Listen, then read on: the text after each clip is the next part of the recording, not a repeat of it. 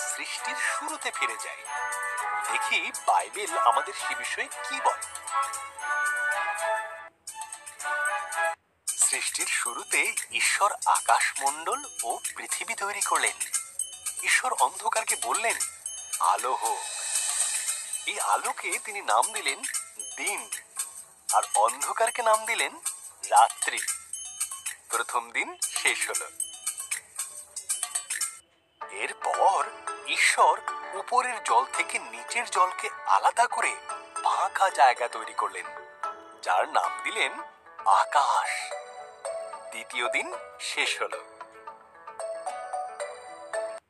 ঈশ্বর সমস্ত জল একত্র করলেন, এর ফলে শুকনো জায়গা দেখা দিল। তিনি শুকনো জায়গার নাম দিলেন ভূমি, আর জমা জলের নাম দিলেন সমুদ্র। তারপর তিনি তৈরি করলেন ঘাস, শস্য ও গাছপালা। তৃতীয় দিন শেষ হলো। এরপর ঈশ্বর আকাশে বিভিন্ন আলো তৈরি করলেন, দিনের জন্য সূর্যকে আর রাতের জন্য চাঁদ ও তারাদের তৈরি করলেন। চতুর্থ দিন শেষ হলো।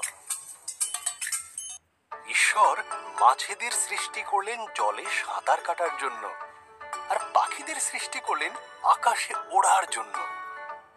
তোমাদের সন্তান হোক, তিনি তাদের বললেন। তোমরা বংশবৃদ্ধিতে ও সুরে পৃথিবীকে ভরিয়ে দাও। পঞ্চম দিন শেষ হলো। এরপর ঈশ্বর পশুদের সৃষ্টি করলেন। তিনি গৃহপালিত পশু, অন্য পশু ও সরীসৃপ প্রাণী তৈরি করলেন। ঈশ্বর বললেন, আরো একটি সৃষ্টি বাকি আছে, যা সবার মধ্যে অত্যন্ত মূল্যবান।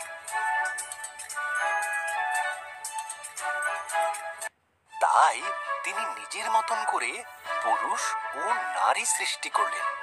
তিনি বললেন, তোমাদের সন্তান হোক, পৃথিবীর দায়িত্ব নাও, মাছ ও পশু পাখিদের যত্নে রেখো। ষষ্ঠ দিন শেষ হলো।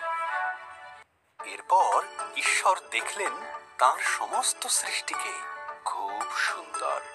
তিনি বললেন, এই সপ্তম দিনে তিনি বিশ্রামে গেলেন এবং